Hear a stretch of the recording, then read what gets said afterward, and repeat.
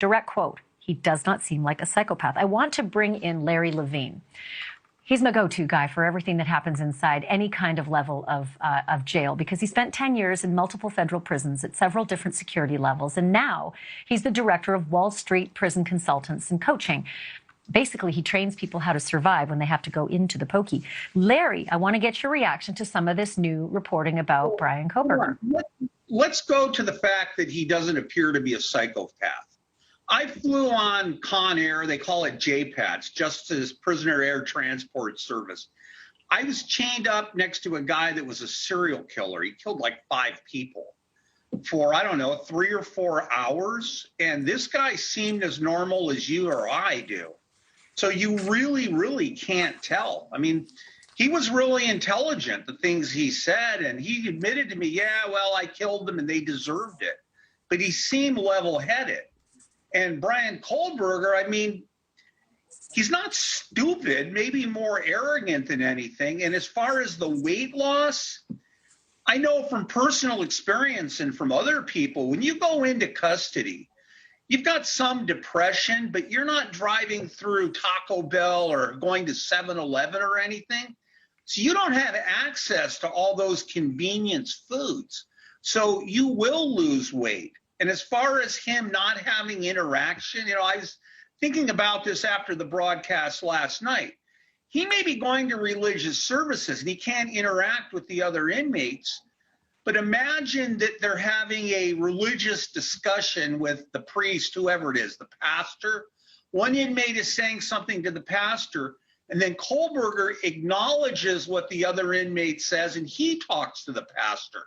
So it's almost like they're having a conversation, but they're not. And something like that is permitted.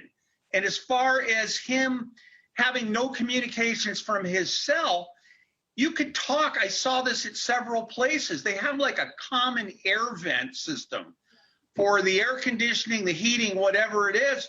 You can shout to people through the vents, and there's nothing the cops can do about it.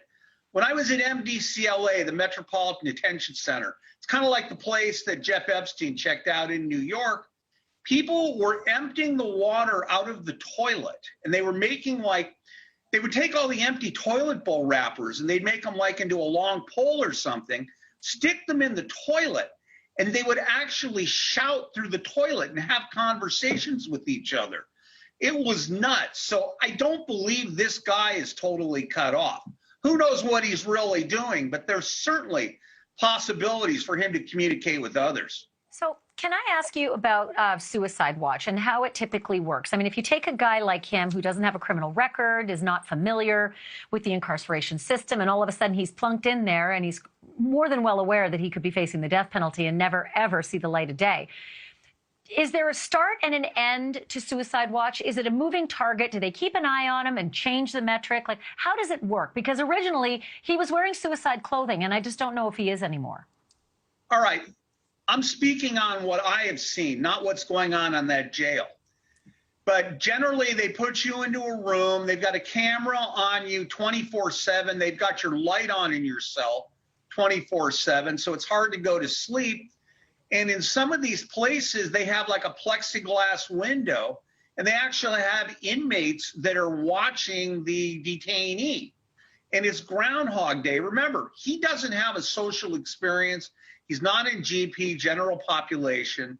He's not going out to the rec yard, or if he is, he's going out there by himself. So it's not even really solitary confinement. It's more of administrative ADSEG, administrative detention. But it's Groundhog Day because other than meeting maybe with his lawyer, a religious leader or something, one day is like the last day. So he's living a life of boredom. And I'm not sure how often actually is he going to court? Every, what, once a week maybe?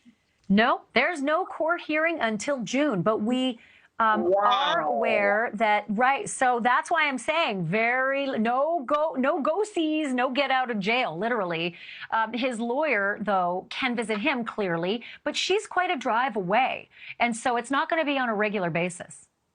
Wow, I guess it's a good thing he has a television set, you know? He can order the channel changed. Because those other people that have the TV, they're all grouped together. He's not being held with them. That's probably why they gave him his own TV. But, you know, the other 3 cells they have in the ag seg, a lot of times they hold inmates from other counties in ag seg they want to separate, or they've got inmates from the state prison system that are going to court, and they can't mix them in with the jail population. So a lot of times that's what they're used for. This guy's, I mean, Groundhog Day, no court dates until June. I guess the highlight of his day is taking a shower, or maybe the cops coming and bringing his food or something. If that was me and I'd tell myself I couldn't do that. I'd check out, early check out. Yeah, it would be excruciating, to say the least, which is why I find it surprising he's not talking to many. Larry, thank you for that. I actually have more reporting on this. Probably a paper mache jumpsuit, not cloth, because they don't want him hanging himself. Yeah, there's that. And he was wearing those suicide suits before that are heavy quilted, material. So, Larry Levine, thank you as always. I'm going to have you back because we've got more exclusive reporting coming in the days ahead as well.